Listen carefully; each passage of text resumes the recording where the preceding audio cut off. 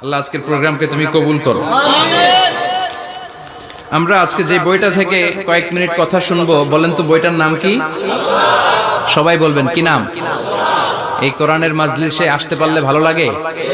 তাহলে আসুন আল্লাহর দরবারে আমরা শুকরিয়া জানাই। আমরা পড়ে নেই কালিমাতু শুকর, আলহামদুলিল্লাহ। এই কিতাবটা এসেছে আমাদেরকে হেদায়েত দেওয়ার জন্য, আমাদেরকে পথ দেখানোর জন্য। পথ দেখায় শুধু একজন, তিনি কে? বিশ্বনবী বলেন, ইন্নাকা লা তাহদি মান আহবাবতা ওয়ালাকিন্নাল্লাহা ইয়াহদি মান ইয়াশা। ও নবী, আপনি যাকে চান তাকে আপনি হেদায়েত দিতে পারবেন না, কারণ হেদায়েত দেওয়ার নিরঙ্কুশ ক্ষমতা একজনের হাতে, তিনি কে? বিশ্বনবী যদি হেদায়েত দেওয়ার মালিক হতেন, তাহলে তো বিশ্বনবীর চাচা আবু তালেবকে হেদায়েত করে দিতেন পারছিলেন? যেই চাচা আবু তালেব বিশ্বনবীকে সবসময় শেল্টার দিয়েছে, বাবার মতো লালন পালন করেছে, সে আবু তালেবের কপালে হেদায়েত জুটে নাই। ইন্তেকালের সময় বিশ্বনবী বারবার বলছিলেন, চাচা একবার বলেন আশহাদু আল্লা ইলাহা ইল্লাল্লাহ ওয়া আশহাদু আন্না মুহাম্মাদ রাসূলুল্লাহ, একবার বলেন, বাকি বিতর্ক করার দায়িত্ব আল্লাহর সাথে আমার। আবু তালেব বললেন, আলা মিল্লাতি আব্দুল মুত্তালিব, বুখারীর বর্ণনা। উনি বললেন, আমি আব্দুল মুত্তালিবের শিরকি ধর্মের উপর আমার জীবন ত্যাগ করে শেষ নিঃশ্বাসটা ত্যাগ করলাম। বিশ্বনবী হেদায়েত করে দিতে পারে নাই। পৃথিবীতে অনেক বাবা ছিল নবী, ছেলের হেদায়েত হয় নাই, আছে না নাই? সাইয়েদনা নূহ আলাইহিস সালাম আল্লাহর নবী, কিন্তু ছেলে কানানের হেদায়েত জুটেছে? জুটে নাই। অনেক ছেলে ছিল নবী, বাবার হেদায়েত হয় নাই। সাইয়েদনা ইব্রাহিম আল্লাহর নবী ছিল না? কথা বলেন। কিন্তু বাবার হেদায়েত হয়েছে? হয় নাই। অনেক স্বামী ছিল নবী, স্ত্রীর নসিবে হেদায়েত জুটে নাই। সাইয়েদনা লূত আলাইহিস সালাম আল্লাহর নবী, পয়গম্বর, কিন্তু স্ত্রীর হেদায়েত জুটে নাই। আবার অনেক স্ত্রী ছিল আল্লাহর ওয়ালি, প্রিয় ভাজন বান্দি, কিন্তু স্বামীর হেদায়েত হয় নাই। আসিয়া, হ্যাঁ, ইমরাতু ফিরাউন, ফিরাউনের বউ আসিয়া। গোটা বিশ্বের মুমিন নারীদের মডেল আল্লাহ এই কাফেরের বউকে বানিয়ে দিয়েছে। পৃথিবীতে কিয়ামত অবধি যত মুমিন নারীরা আসবে, সব মুমিন নারীদের মডেল কাফেরের বউ। সুবহানাল্লাহ কইতে মনে যায় না? ফিরাউনের নসিবে হেদায়েত জুটে নাই, কারণ হেদায়েত দেয় কে? আমরা আল্লাহর কাছে হেদায়েত কামনা করি, আমরা যেন সব সময় হেদায়েতের উপর থাকি। আরে হেদায়েতের দোয়া কিন্তু আমরা প্রতিদিন করি। বিষ্ণুবী শিখিয়েছেন, হেদায়েতের দোয়া করো, সালাতে পড়ো, ইহদিনাস সিরাতাল মুস্তাকিম। ও Allah, show us the right path, show us the correct path, show us the middle path. Allah আমাদেরকে আত-তারিকাল ওয়াসাতি, মিডল পাথ দেখান, সোজা সরল পথ দেখান, যে পথে একবার উঠবো পথটা শেষ হয়ে যাবে জান্নাতুল ফেরদাউসের ভিতরে। পড়েন সুবহানাল্লাহ। তো এই জন্যই কোরআন এসেছে আমাদেরকে হেদায়েত দিতে। এই কোরআনকে আল্লাহ তাআলা আমাদের কাছে নাজিল করেছে যাতে আমরা মানুষের মতো মানুষ হই। কি হই? মানুষ হই। এখন অনেকে বলতে পারেন, হুজুর তাইলে আমরা কি মানুষ না? বলা হয় যে বাড়ছে জনসংখ্যা, কমছে মানুষ। বাড়ছে কি কমছে? তার মানে আমরা চোখে যা দেখি সবগুলা মানুষ না, সবগুলা এগুলো জনসংখ্যা। বাড়ছে জনসংখ্যা, কমছে মানুষ। গরুর পেট থেকে বেরোলে ওটা গরু হয়ে যায়, ছাগলের পেট থেকে বেরোলে ওইটা ছাগল হয়ে যায়, কিন্তু মানুষের পেট থেকে বেরোলে ওটা মানুষ হয় না, ওটার মানুষ করতে হয়, ওটার মানুষ বানাতে হয়। আবার গরুরে কেউ কোনোদিন বলে না তুই গরুর মতো গরু হ, ছাগল রে কেউ কোনোদিন বলছে ছাগলের মতো ছাগল হ, কিন্তু মানুষকে বলে তুই মানুষের মতো মানুষ হ। মানুষের মতো মানুষ বানানোর জন্য এই কিতাবকে নাজিল করেছে কে? এই কিতাবের preface of the book, introductory সূরা হচ্ছে সূরাতুল ফাতিহা, মানে ভূমিকা সূরা। এই ভূমিকা বাদ দিলে এরপরে সর্বপ্রথম কোরআনের সূরা কোনটা? বাকারা, মানে কি? গাভী। আর সর্বশেষ সূরা আন-নাস। নাস মানে কি? মানুষ। আল্লাহ বুঝাতে চাইলেন তোমার মধ্যে পশুত্বের যে প্রবৃত্তি আছে, কোরআনটা শুরু থেকে পড়তে পড়তে শেষ পর্যন্ত পৌঁছালে সেটা ডিলিট হয়ে তুমি আসল মানুষ হয়ে যাবা। এজন্য মানুষের মতো মানুষ হতে হবে। মানুষকে আল্লাহ এত কোয়ালিটি, এত ক্যাপাবিলিটি দিয়েছে, মানুষ যখন শ্রেষ্ঠ হয় সে শ্রেষ্ঠত্বে ফেরেশতাকে ছাড়িয়ে যায়। আবার মানুষ যখন নিকৃষ্ট হয় সে পশুত্বকেও হার মানায়। মানুষ ভালো হলে সে ফেরেশতার চেয়েও ভালো। সুবহানাল্লাহ পড়েন। বিশ্বনবী সাল্লাল্লাহু আলাইহি ওয়াসাল্লামকে নিয়ে সাইয়েদনা জিবরাইল মিরাজে গেলেন। একটা নির্ধারিত জায়গা, সিদরাতুল মুনতাহা, বর্ডার এরিয়া। ওখানে এসে বিশ্বনবীকে বলে, আল্লাহ আর তো আমি যেতে পারবো না, এটা হচ্ছে আমার লাস্ট ডেস্টিনেশন, এর উপরে কোনোদিন আমি যাই না। এই যে আপনার কাছে 23 বছর কোরআনের আয়াতগুলো এসে এসে নাজিল করেছি, আমি কিন্তু এইখানে এসে কান পেতে আল্লাহর কথা শুনেছি। আর আল্লাহ যা বলেছে এটা নিয়ে আপনার দরবারে হাজির হয়েছি, আমিও আজ পর্যন্ত আল্লাহরে দেখি নাই। সুবহানাল্লাহ পড়েন। নবী গো, এই বর্ডার এরিয়ার উপরে আমি আর যেতে পারবো না। আল্লাহ অনেকগুলো পাখা আমাকে দিয়েছে, 1 ইঞ্চি উপরে যদি পারমিশন ছাড়া যেতে চাই, আমার পাখাগুলো সব আল্লাহ জ্বালিয়ে দিবে। এখন থেকে খেলা শুরু আপনার, আপনি যান। সুবহানাল্লাহ পড়েন। তাহলে মানুষ শ্রেষ্ঠ হলে সে শ্রেষ্ঠত্বে ফেরেশতাকে হার মানায়। সেদিন জিব্রাইল হার মেনেছে না? জিব্রাইল যেখানে শেষ, বিশ্বনবীর খেলা শুরু। সুবহানাল্লাহ পড়েন। আবার মানুষ যদি নিকৃষ্ট হয়, সে পশুত্বকে হার মানায়, সে পশুর চেয়েও খারাপ হয়। বিশ্বাস করেন? আচ্ছা, আওয়াজ করে উত্তর দেন। একটা কুকুর আর একটা কুকুরকে মারছে, একটা সিংহ আর একটা সিংহকে মেরেছে, একটা হাতি আর একটা হাতিরে মারে। শুনছেন কোনদিন? কোনদিন শুনবেন? হাতি হাতিরে মারে না, কুকুর কুকুরে মারে না, কিন্তু মানুষ মানুষকে মারে কিনা? মারে না? মারে। একটা কুকুর আর একটা কুকুরকে মেরে 10 টুকরা করেছে। একটা হাতি আর একটা হাতিকে মেরে 15 টুকরা করছে। শুনছেন?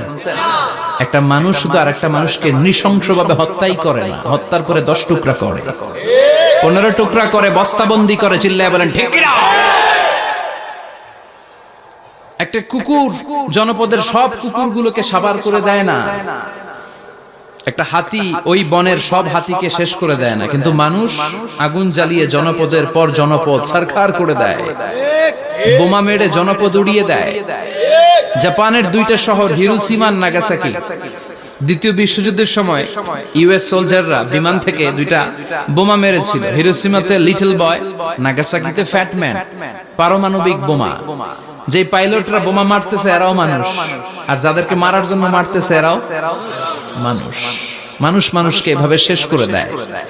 এজন্য মানুষ ভালো হলে সে ফেরেশতার চেয়েও ভালো, মানুষ খারাপ হলে সে পশুর চেয়েও নিকৃষ্ট। উলাইকা কাল আনআম বাল হুম আদাল। ঠিক কি না? আল্লাহ বলেন তখন আর সে মানুষ থাকে না। ভালো হলে ফেরেশতাদের চেয়েও ভালো, নিকৃষ্ট হলে পশুদেরকেও সে হার মানায়। উলাইকা কাল আনআমি বাল হুম আদাল উলাইকা হুমুল গাফিলুন। তারা পশুর চেয়েও নিকৃষ্ট, তারা মানুষ তো নয়, তারা পশুও না, পশুর চেয়েও খারাপ। এজন্য আমাদের এই পশুত্বের প্রবৃত্তিকে আমাদের থেকে বের করে মানুষের মতো মানুষ বানানোর জন্য এই কোরআনটারে পাঠাইছে কে? এই কোরআন পড়লে আপনি মানুষের মতো মানুষ হবেন। এই পৃথিবীতে আসল মানুষের অভাব, ঠিক কি না? এই দুনিয়া এখন তো আর সেই দুনিয়া নাই, মানুষ নামের মানুষ আছে, দুনিয়া বোঝাই। সেই মানুষের ভিড়ে আমার আসল মানুষ নাই, আসল মানুষ নাই। তো কোরআন এসেছে আমাদেরকে আসল মানুষ বানাতে, আমরা যেন মানুষের মতো মানুষ হতে পারি। এজন্যই কোরআন এসেছে। কোরআন এসেছে আমাদেরকে ভদ্র, শিক্ষিত, মার্জিত, সিভিলাইজড, সভ্য বানাতে। কারণ কোরআন যারা পড়বে তারা মূর্খ থাকে না। কারণ কোরআনের প্রথম কথাই হচ্ছে educate yourself, educate your generation. তুমি তোমার নিজেকে শিক্ষিত করো, তুমি তোমার প্রজন্মকে শিক্ষিত বানাও। ঠিক কি না? কোরআনের প্রথম কথাটা কি বলেন তো? ইকরা মানে কি? সবাই বলেন ইকরা মানে কি? আল কোরআনের প্রথম বাণী পড়ো, আল হাদিসে নবীর কথা পড়ো। আল কোরআনের প্রথম বাণী পড়ো, আল হাদিসে নবীর কথা পড়ো। পড়ে পড়ে শেখো, শিখে শিখে তুমি তোমার নিজের জীবন গড়ো। চিল্লায় পড়েন আল্লাহু আকবার। এজন্য আমরা পড়ে পড়ে শিক্ষিত হতে চাই, মানুষের মতো মানুষ হতে চাই। ইনশাআল্লাহ পড়েন। এই কোরআন পড়লে আই গ্যারান্টি ইউ, আপনাকে গ্যারান্টি দিতে পারি আপনার ছেলে মানুষের মতো মানুষ হবে। ঠিক কি না? যারা মা বাবাকে বৃদ্ধাশ্রমে দিয়ে আসে, ওল্ড হোম আছে না বাংলাদেশে? হ্যাঁ, কুমিল্লায় আসেনি বৃদ্ধাশ্রম? শুনছেন? বানানোর জন্য চেষ্টা চলছে। ছেলে আমার মস্ত মালিক, মস্ত অফিসার, মস্ত ফ্ল্যাটে যায় না দেখা এ পারে ও পার। নানান রকম জিনিস আর আসবাব দামি দামি, সবচেয়ে কম দামি ছিলাম একমাত্র আমি। ছেলের আবার আমার প্রতি অগাধ সম্ভ্রম, আমার ঠিকানা তাই বৃদ্ধাশ্রম। ঠিক কি না? এখন বৃদ্ধাশ্রম লাগে আমাদের, মা বাবাকে কাছে রাখতে চাই না। যে মা বাবা জীবন যৌবন অর্থ সব শেষ করলো আমাদের জন্য, সেই মা বাবাকে সাথে না রেখে বউয়ের পরামর্শে বৃদ্ধাশ্রমে দিয়ে আসে, এরকম ডাকাত আছে না নাই? যে মা বাবা, যেই লোকটা যারা মা বাবাকে বৃদ্ধাশ্রমে দেয়, ওর বৃদ্ধ বয়সে ওর কপালে বৃদ্ধাশ্রম জুটবে না। ও ভাঙ্গা থালা হাতে নিয়ে রাস্তায় ভিক্ষা করে খাবে, আমি লিখে দিলাম। চিল্লা এখন ঠিক কিনা? এজন্য যারা শেষ জীবনে বৃদ্ধাশ্রমে থাকতে চান না, তারা ছেলেদেরকে এই বইটা একটু পড়াই দিয়ে, এই বইটা পড়াই দিলে, এই বইটা শিখলে আপনার ছেলে আপনার বৃদ্ধাশ্রমে দিয়ে আসবে না। আপনার ছেলে মানুষের মতো মানুষ হবে। মানুষকে দিয়েছে আল্লাহ অসাধারণ সম্ভাবনা। এই পৃথিবীতে মানুষের চাইতে শক্তিশালী কেউ আছে? কথা কন। রব্বুল আলামিন যখন পৃথিবী বানালেন, মহাবিস্ফোরণের মধ্য দিয়ে গোটা পৃথিবী যখন তৈরি হয়ে যায়, পুরো পৃথিবী থারথার করে কাঁপে। পৃথিবীর এই কাঁপুনিগুলোকে বন্ধ করার জন্য আল্লাহ পৃথিবীর ভিতরে 7টা টেকটনিক প্লেট বসিয়ে দিলেন। 7 tectonic plates create the mountain range on earth. 7টা প্লেট বসাই দিয়েছে, মানে 7টা পেরেক, পাহাড় বসিয়ে দিয়েছে। পৃথিবী তৈরির পরেই পৃথিবী কাঁপছে। মুসনাদে আহমদ ইবনে হাম্বলের বর্ণনা, আল্লাহ তাআলা পৃথিবীর ভিতরে পাহাড়কে পেরেক হিসেবে ঢুকিয়ে দিলেন। এবার কাঁপাকাঁপি বন্ধ। সুবহানাল্লাহ পড়েন। ফেরেশতারা অবাক, ইয়া রাসূলুল্লাহ, ইয়া রাব্বাল আলামিন, এই পাহাড়ের এত শক্তি যে পৃথিবীর এই থারথার করে কাঁপুনিকে বন্ধ করে দিয়েছে। হাল মিন খালকিকা আশাদ্দা মিনাল জিবাল, ইয়া রব, আপনার সৃষ্টিকুলের মধ্যে পাহাড়ের চেয়ে শক্তিশালী কি কিছু আছে? আল্লাহ বললেন নাম আছে। কি সেটা? আল্লাহ বললেন সেটা হচ্ছে আল হাদিদ, মানে লোহা। লোহা চিনেন? এই হাদিদ নামে, আল হাদিদ নামে আল্লাহর কোরআনে একটা সূরা আছে না নাই? সূরাতুল হাদিদ, লোহার সূরা। ওয়া আনজালনাল হাদিদ ফীহি বাসুন শাদীদ ওয়া মানাফিউ লিন-নাস। আল্লাহ বললেন আমি লোহাকে নাজিল করেছি। লোহা পৃথিবীর কোনো উপাদান নয়। ওয়া আনজালনাল হাদিদা ফীহি বাসুন শাদীদ।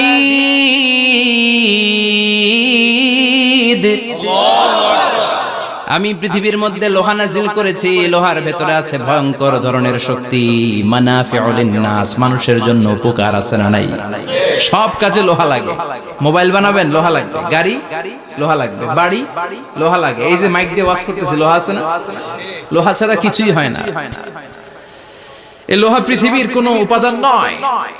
পৃথিবীতে লোহার মলিকিউল তৈরি হয়নি, হয়েছে মহাবিশ্বের অন্য কোনো জায়গা থেকে। লোহার একটা অণু তৈরি করতে 1 কোটি ডিগ্রি সেলসিয়াসেরও বেশি তাপমাত্রা লাগে। এই লোহাকে আল্লাহ বললেন আমি পাহাড়ের চেয়ে বেশি শক্তিশালী করে বানিয়েছি লোহাকে। সুবহানাল্লাহ পড়েন। ফেরেশতারা বললেন হাল মিন খালকিকা আশাদ্দা মিনাল হাদিদ। আল্লাহ, আপনার এই সৃষ্টিকুলের মধ্যে লোহার চাইতেও শক্তিশালী কি কিছু আছে? আল্লাহ বললেন না, আছে। ফেরেশতারা বললেন মা হিয়া। আল্লাহ বললেন সেটা হচ্ছে আন-নার, আগুন। আগুন লোহাকেও গলিয়ে দেয়। সুবহানাল্লাহ পড়েন।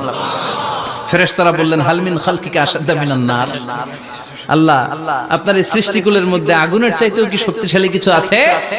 আল্লাহ বললেন আছে। কি সেটা? আল মা, পানি। পানি মারলে আগুন। সুবহানাল্লাহ পড়েন। শুনতেছেন? কষ্ট হচ্ছে না তো? আরো অনেক কিছু কইছে, শুনবেন? এরপরে ফেরেশতারা বললেন ইয়া রাব, হাল মিন খালকিকা আশাদ্দা মিনাল মা, আপনার এই সৃষ্টিকুলের মধ্যে পানির চাইতেও শক্তিশালী কি কিছু আছে? আল্লাহ বললেন নাম, আছে। সেটা কি? আর রিহ। আর রিহ মানে বাতাস। কারণ বাতাসের ধাক্কায় সমুদ্রে, সাগরের পানিতে ঢেউ খেলে, জলের উচ্ছ্বাস হয়, জলোচ্ছ্বাস হয়, ঠিক কি না? এবার ফেরেশতারা বললেন মাবুদ, পানির চাইতেও বেশি শক্তিশালী বাতাস। এবার আমাদের জানতে বড্ড মনে চায়, এই বাতাসের চাইতেও শক্তিশালী কোন সৃষ্টি আপনার সৃষ্টি জগতে আছে নাকি? আল্লাহ বললেন বাতাসের চাইতেও শক্তিশালী একটা জিনিস আছে। দেখি কে কইতে পারে? বলেন সুবহানাল্লাহ। আল্লাহ বললেন বাতাসের চাইতেও শক্তিশালী হলো আশরাফুল মাখলুকাত, মানুষ। যদি সেটা মানুষের মতো মানুষ হয়, এমন মানুষ যে মানুষ ডান হাতে কি দান করে বাম হাত সেটা জানে, তার মানে গোপনে দান করে। গোপনে দান করতে রাজি আছেন তো? তো এই কোরআন এসেছে আমাদেরকে মানুষের মতো মানুষ বানাতে। কি বানাতে? আমরা মানুষের মতো মানুষ হতে চাই। রাজি আছেন তো? আল্লাহ তুমি তৌফিক দাও। আরো জোরে পড়েন আমিন। কিয়ামতের প্রামাণ্য ধারা বর্ণনা আল্লাহ নিজে দিয়েছে। এই সূরাটা পড়লে মনে হবে আপনি এখানে বসেই কিয়ামতটা সচক্ষে লাইভ দেখতেছেন। সুবহানাল্লাহ পড়বেন না? সূরাটার নাম হচ্ছে আল কারিয়া। কি নাম? আল কারিয়া। সবাই বলেন কি নাম? আল কারিয়া। আল কারিয়া মানে হচ্ছে বিকট আওয়াজ, ভয়ঙ্কর আওয়াজ, জাইগান্টিক সাউন্ড, বোম্বাস্টিং মার্কা সাউন্ড। যে সাউন্ড, যে আওয়াজ, যে বিকট শব্দ পৃথিবীর কোনো মানুষ শুনে নাই। The trumpet, the siren, the whistle, বিশাল এক হুইসেল বাজানো হবে। ওই হুইসেল বা সাইরেন বাজানোর ফলে বিকট একটা শব্দে গোটা বিশ্ব ভেঙে খান খান হয়ে যাবে। এটার নামই হচ্ছে আল কারিয়া। চিল্লা এখন সুবহানাল্লাহ। ওই হুইসেল দেওয়ার জন্য, ওই সাইরেন বাজানোর জন্য, ওই সুরের ভেতরে, সিঙ্গার ভেতরে ফুৎকার দেওয়ার জন্য রব্বুল আলামিন স্পেশাল একটা ফেরেশতা বানিয়েছেন। তার নাম হলো ইসরাফিল আলাইহিস সালাম। কি নাম?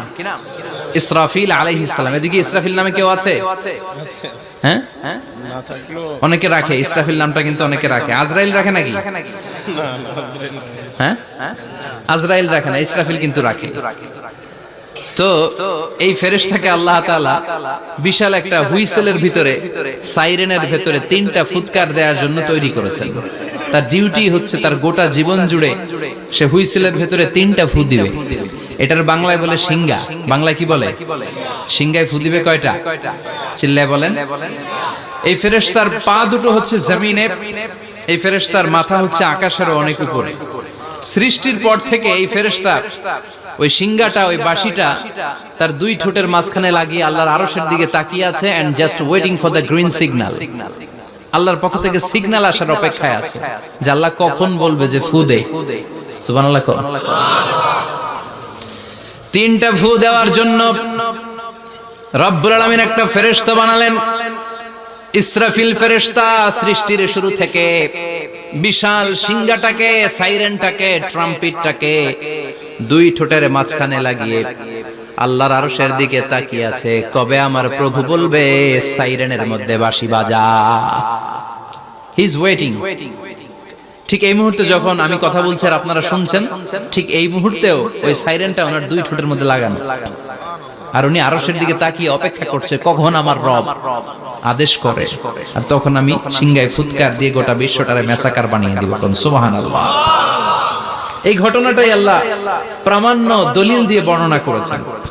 আর বর্ণনা করতে যে এই সূরার নাম দিয়েছেন আল কারিয়া। কি নাম?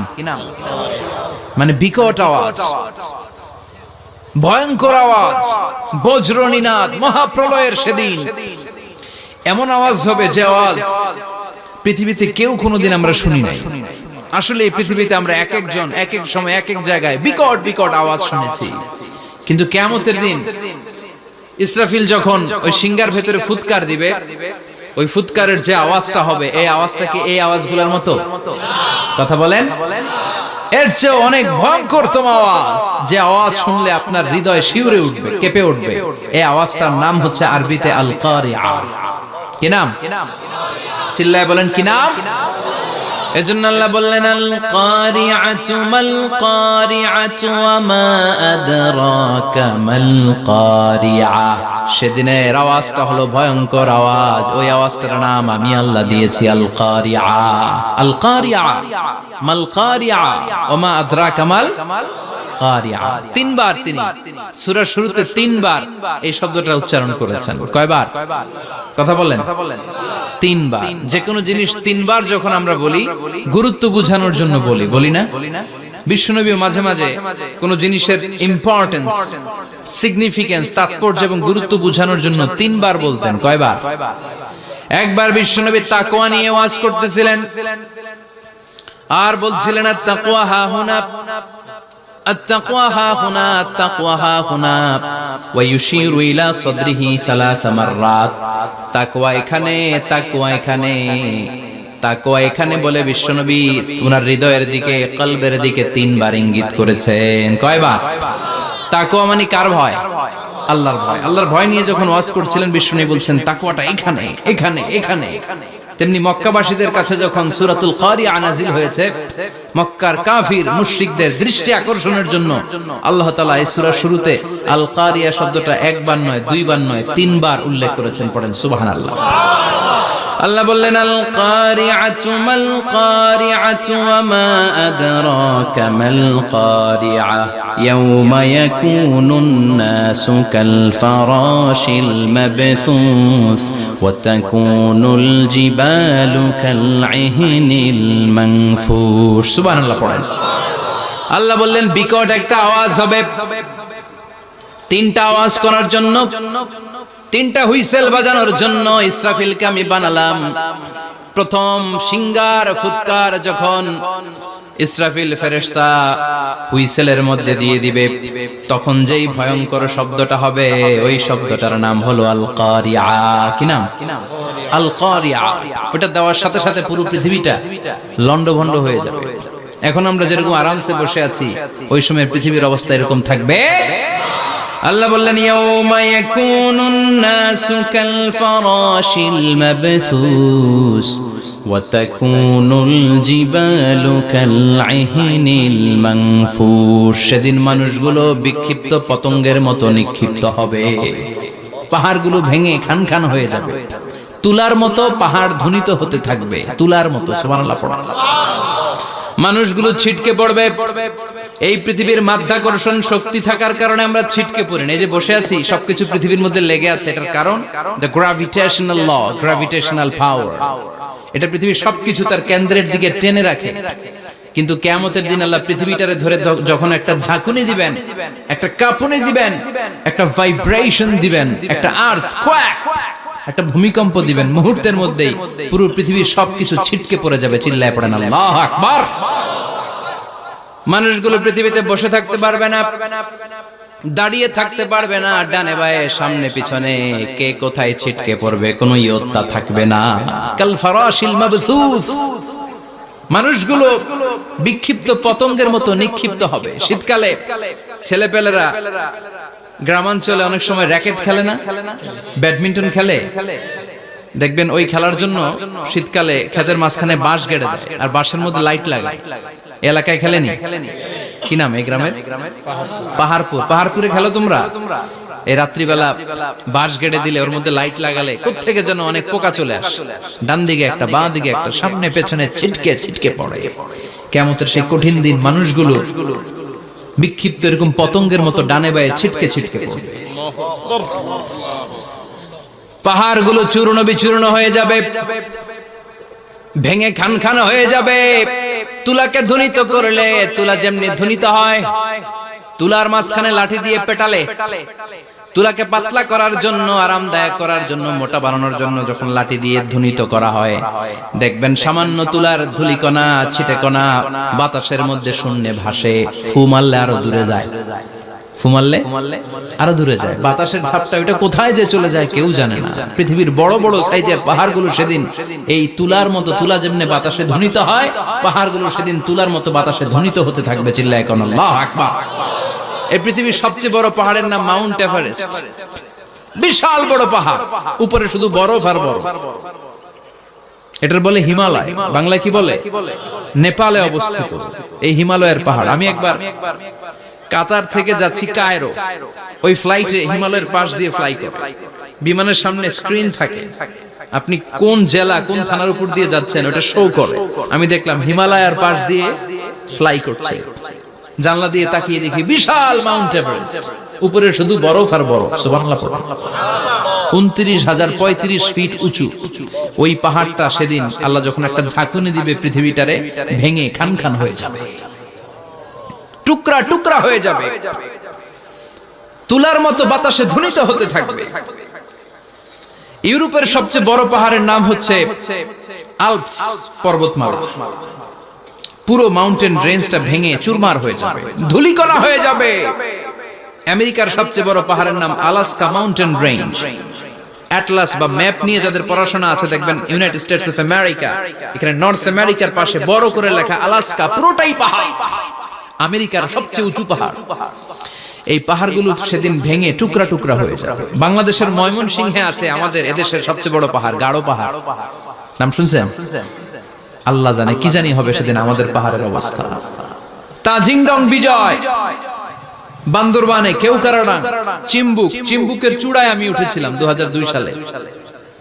সেখানে পার্সোনাল প্রাইভেট কার নিয়ে যাওয়া যায়, মাইক্রো নিয়েও যেতে পারবেন না, চাঁদের গাড়ি আছে একটা। ওইটা আলাদা এক্সট্রা 2-3টা ইঞ্জিন লাগানো, ওইটা দিয়ে টেনে টেনে আপনারা নেবে। উপরে সেনাবাহিনীর ক্যাম্প আছে, বাংলাদেশের 3য় বৃহত্তম পাহাড়। কিয়ামতের দিন আল্লাহ যখন একটা ঝাঁকুনি দিবে, পৃথিবীটারে যখন একটা নাড়া দিবে, আর ইসরাফিল যখন ফুৎকার দিবে, একটা পাহাড়ও টিকবে? চিল্লায় বলেন টিকবে? এজন্য আল্লাহ বললেন ইযা যুলজিলাতিল আরদু জিলজালাহা ওয়া আখরাজাতিল আরদু আসকালাহা ইযা রুজ্জাতিল আরদু রাজ্জাও ওয়া বুসাতিল জিবালু বাসসা। সেদিন যখন আল্লাহ একটা ভূমিকম্প তৈরি করবে, পৃথিবীটাকে যখন নাড়িয়ে দিবে, কাঁপিয়ে দিবে, একটা পাহাড়ও টিকবে না, সবগুলো পাহাড় তুলার মতো ধ্বনিত হতে থাকবে।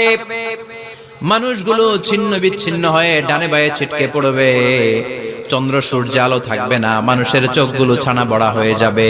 ফাইদা বারিকাল বাসারু ওয়া খাসাফাল কামারু ওয়া জুমিআশ শামসু ওয়াল কামার ইয়াকুলুল ইনসানু আইনাল মাফার। চাঁদে আলো থাকবে না, সূর্যে আলো থাকবে না, প্রক্সিমা সেন্ট্রাইতে আলো থাকবে না, Alpha Centauri A, Alpha Centauri B, Eta Carinae, Betelgeuse, Andromeda, একটার ভেতরেও সেদিন আলো থাকবে না, সবগুলো অন্ধকার হয়ে যাবে। সাগরের পানির মধ্যে সেদিন দাউ দাউ করে আগুন জ্বলবে। সেই দিনটার নাম হচ্ছে আল কারিআ। মাল ওয়া মা আদরাকা মাল। মানুষগুলো পাগল হয়ে যাবে। কেউ থাকবে তখন টয়লেটে, ইমাজিন কেমন ভাবে আল্লাহ নকশা এঁকেছেন। কেউ থাকবে টয়লেটে,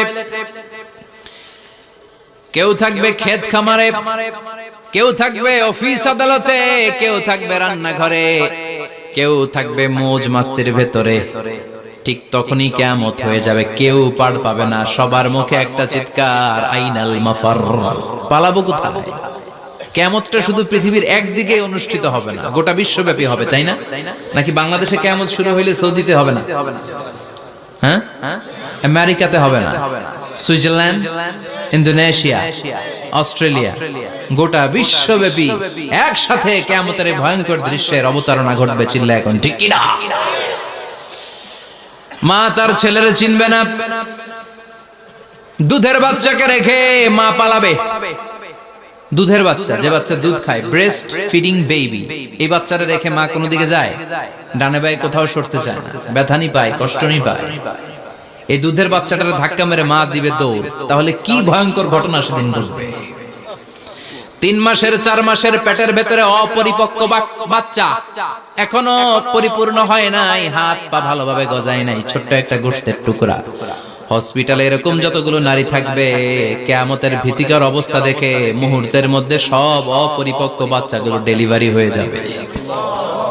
এক ধাক্কায় 3 মাসের বাচ্চাটার হাত পা গজায় নেই এখনো ঠিক মতো, এক ধাক্কায়, এক ভূকম্পনে, এক কাঁপুনির চোটে পেটের সব বাচ্চাগুলো খালাস হয়ে যাবে, ডাক্তার ছাড়া, ইনজেকশন ছাড়া। আল্লাহ বললেন সেদিনটার নাম হলো আল কারিআ।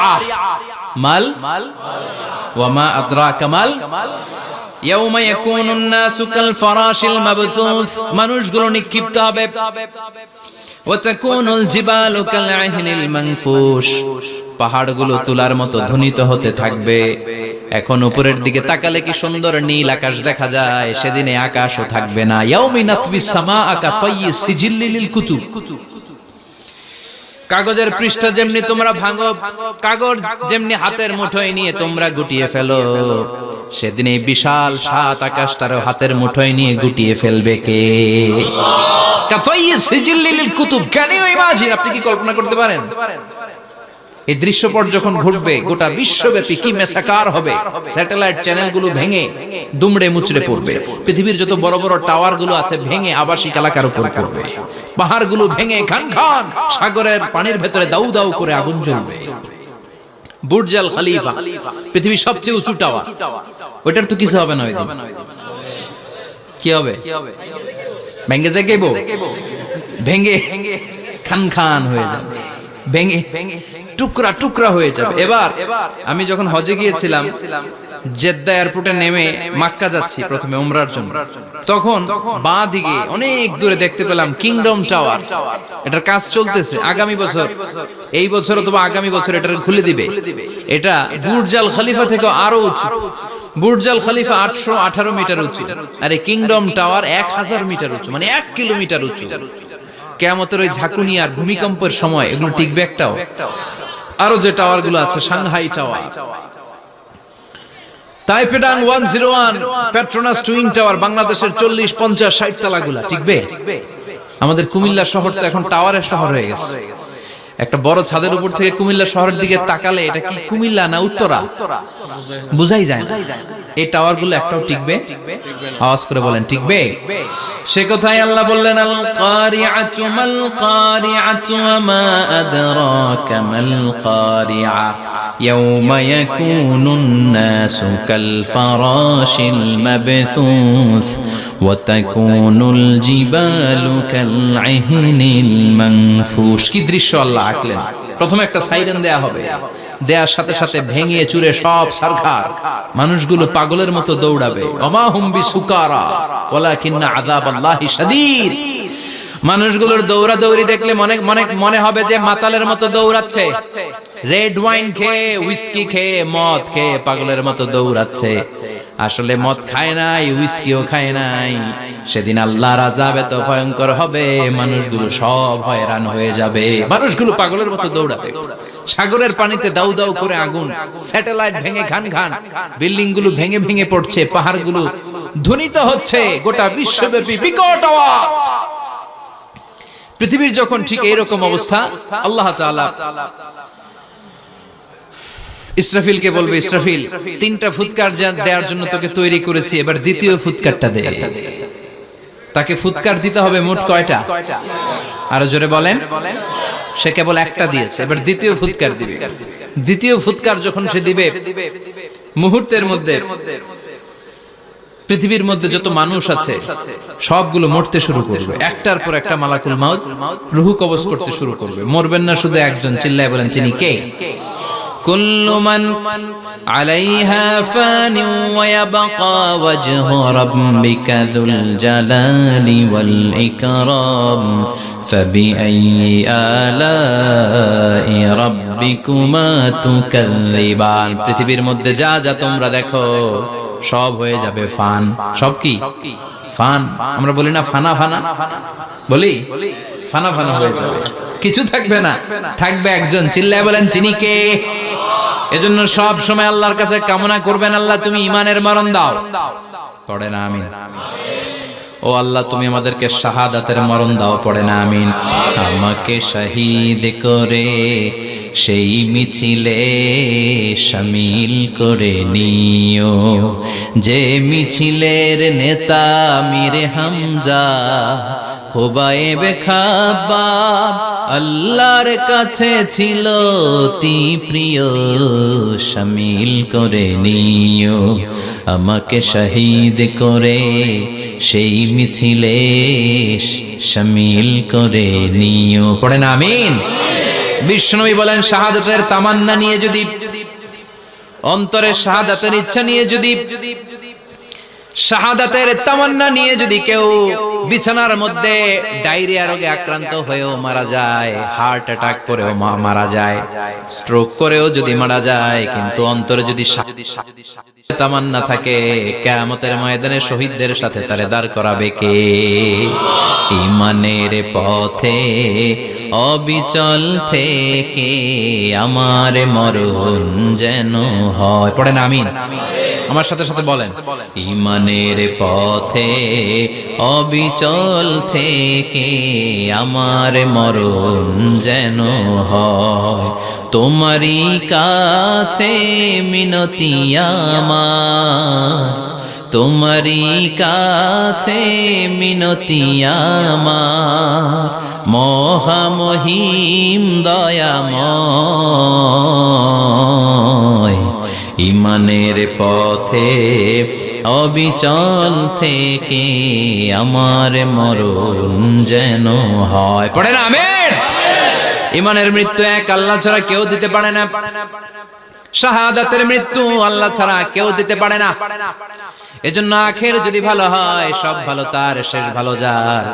বিশ্বনবী দোয়া করতেন, আল্লাহুম্মা রযুকনা হুসনাল খাওয়াতিম, আল্লাহুম্মা রযুকনা হুসনাল খাওয়াতিম। প্রতিদিন সব সময় নামাজের পরে পড়বেন, আল্লাহুম্মা রযুকনা হুসনাল খাওয়াতিম, আল্লাহুম্মা রযুকনা হুসনাল খাওয়াতিম। আল্লাহ আমাদের শেষটাকে ভালো করো, আমাদের শেষটাকে তুমি ঈমানের উপর করো। পড়েন আমিন। অনেক আল্লাহওয়ালা নামাজি শেষ জীবনে মুরতাদ হয়ে যায়, নাস্তিক হয়ে যায়, আছে না নাই?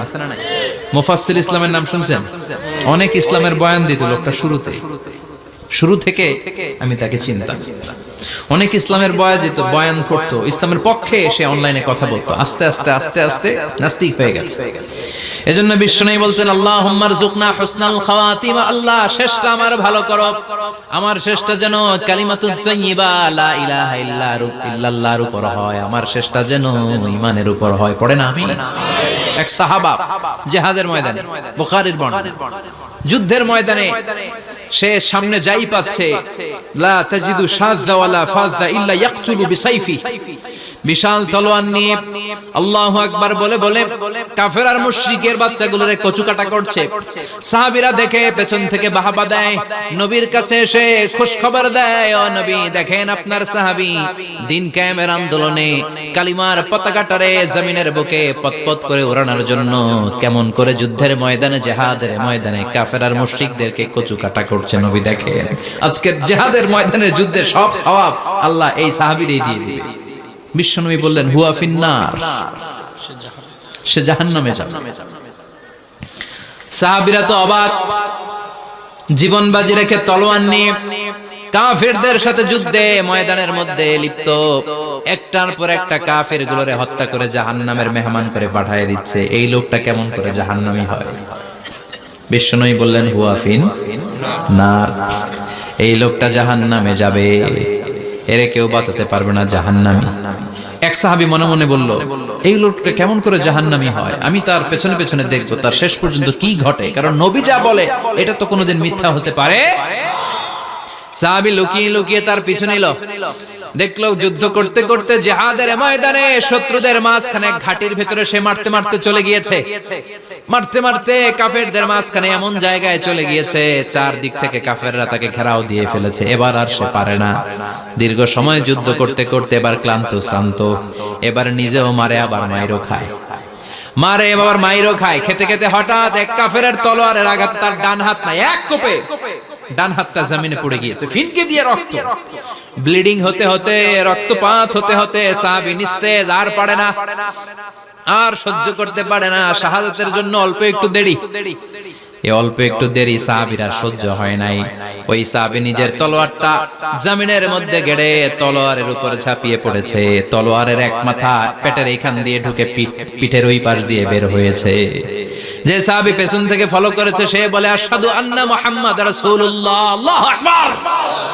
দৌড়ে এসে নবীর কাছে বলে, ও নবী, আপনি যে নবী, শেষ নবী, আখিরি জামানার পয়গম্বর, আপনি যে বিশ্ব নবী, কোনো সন্দেহ নাই, আমি নিজ চোখে চাক্ষুষ দেখে এসেছি আপনার ওই সাহাবা আত্মহত্যা করে দুনিয়া থেকে বিদায় হয়েছে। এজন্য শেষটা কার, শেষটা কিভাবে যায় আমরা জানি। এজন্য আল্লাহর কাছে আমরা ফরিয়াদ করি আমাদের মৃত্যু যেন ঈমানের মৃত্যু হয়। আমিন পড়েন, আর জোরে পড়েন আমিন। দ্বিতীয় ফুৎকার দেওয়ার সাথে সাথে আল্লাহ মালাকুল মাউতকে বলবে, ও মালাকুল মাউত, পৃথিবীর সব মানুষগুলোর রূহ কবজ কর, সব মানুষের রূহ কবজ হয়ে যাবে, সব জিনদের রূহ কবজ কর, সব জিনদেরও রূহ কবজ হয়ে যাবে। এবার সব ফেরেশতাদের রূহ কবজ কর, সব ফেরেশতাদের রূহ কবজ হয়ে যাবে। আল্লাহ বলবেন, আখবিরনি মাইয়াবকা, আর কে কে বেঁচে আছে বল। মালাকুল মউত বলবে, আল্লাহ মানুষগুলো সব শেষ, জিনগুলো শেষ, ফেরেশতাগুলো শেষ, শুধুমাত্র চারজন বড় বড় ফেরেশতা এখনো মরে নাই।